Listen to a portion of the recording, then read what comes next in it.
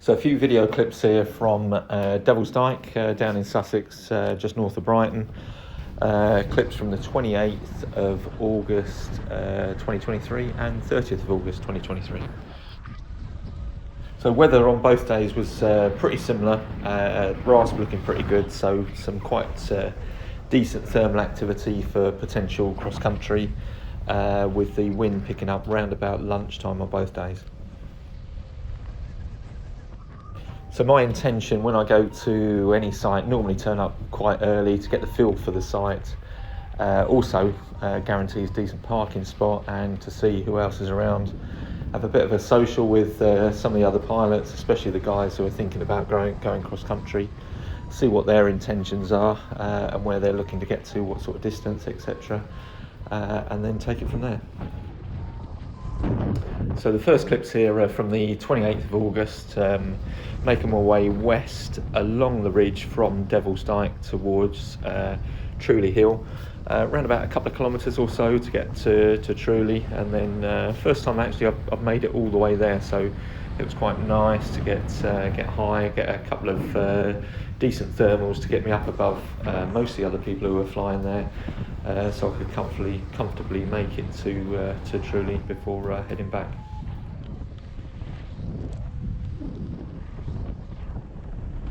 So good wind direction for Devils Dyke is northwest to west-northwest. Don't want it too westerly, otherwise it can get a little bit dangerous the lower down you are.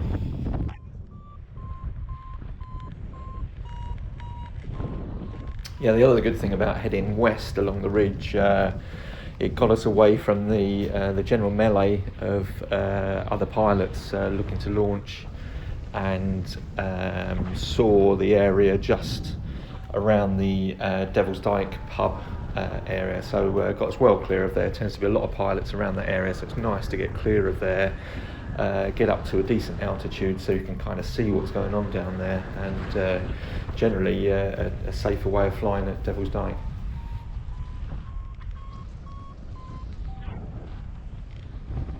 Yeah, as you can see, the scenery around Devils Dyke is absolutely stunning.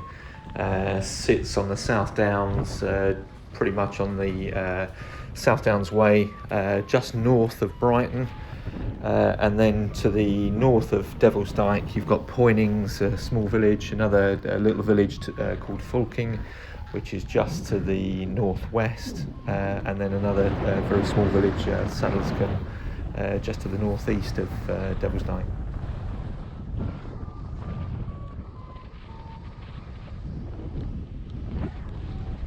So at this stage of the flight, just getting the feel for the air, a little bit early in the day to go off on any cross-country flight.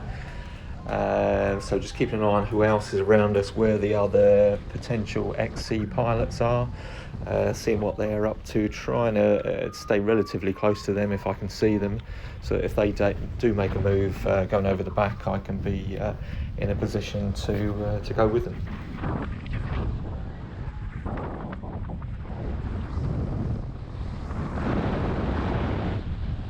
So this particular flight I flew for just over 3 hours, got furthest away from launch was just over 4 kilometres. The height I managed to get up to was 1,800 feet above launch, which is 2,500 feet above sea level. Yeah, I was pretty pleased with my decision making on this day with regard to the cross-country aspect, because the wind was more northerly. As soon as you started going over the back, you were heading towards the northern side of Brighton, which wasn't a particularly good direction for getting any major distance. I think a couple of guys tried to go over the back a little bit earlier and didn't get too far. Yeah, such a nice feeling now being up higher than a majority of the other paragliders. This time last year, that was me down below, soaring along the ridge line, and then ended up in the landing field. The sort of learning stage of paragliding can be quite frustrating, that you're always ending up down there, but it doesn't take too long to start picking up a few of the skills to stay up for a little bit longer, and then get up in the thermals, and then get up above most of the other guys that are flying. Yeah, on the 28th, the wind gradually built up. Didn't really turn sort of too northwesterly early enough to look to do a cross country. So that put an end to that flight. So eventually landed and decided to go to the pub for a pint or two. After a couple of hours or so, the wind dropped off, and the people that had hung around for long enough got up for a really nice evening flight. I'd had a couple of pints, so more than happy watching from the ground. Yeah, so the next clips are from the 30th of August, so a couple of days after the last section eclipse. As you can see, the sky looks slightly different, a lot clearer, cloud in the distance, and the wind more westerly, so a bit of a west-northwest with some heavy cloud due around about lunchtime.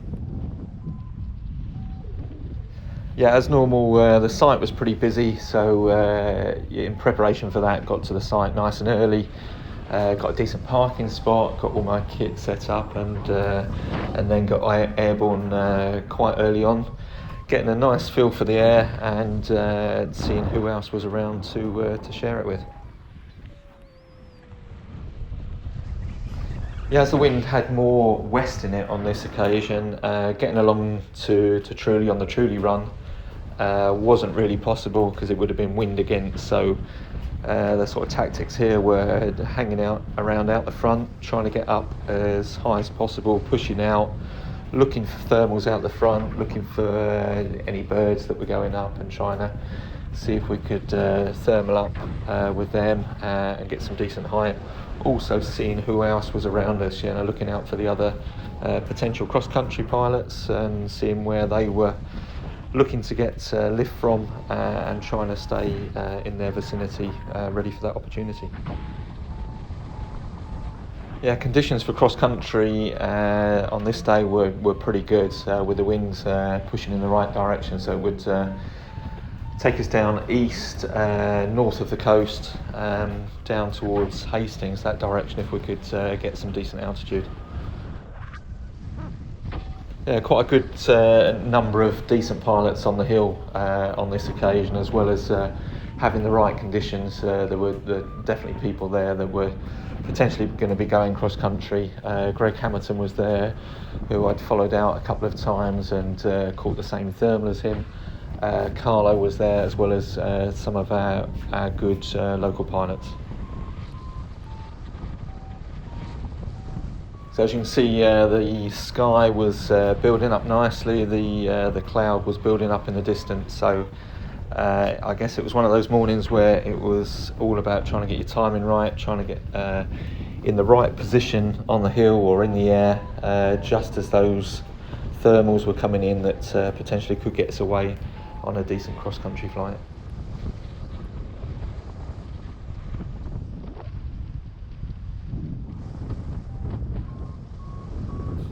So on one of the occasions I come into land, I managed to have a quick chat with Carlo, who was waiting on the hill. I think he was testing one of his wings for fly bubble, and let him know that my furthest flight from Devils Dyke previously had been to Falmouth, so about 10 kilometres.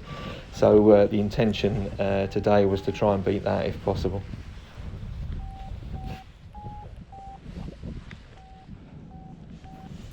So kept the launches going, getting up in some good thermals, getting some good height, probably 1,500 feet, maybe even up to a couple of thousand feet on a few occasions. Just waiting for the right moment to go over the back and choose that time to get away, hopefully on a good cross-country flight.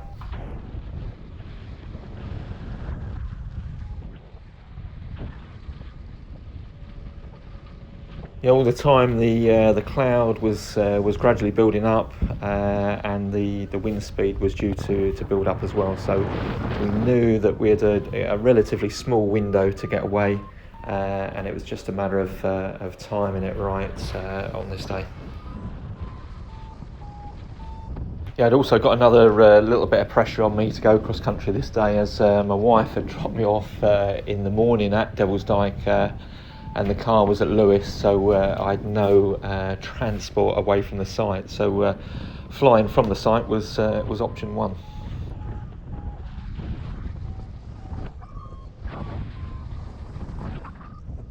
Yeah, on 2 or 3 occasions, wind dropped off completely between thermals, so there's no choice whatsoever but to come in, land, and then wait for that next opportunity.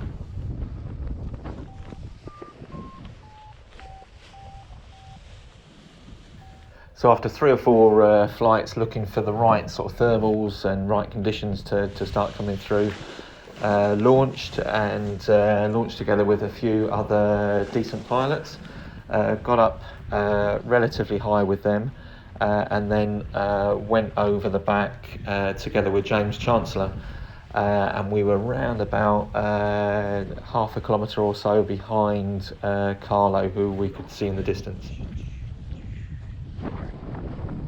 Unfortunately, I've got no footage of the actual XC flight, only the prep beforehand, before I go over the back with James.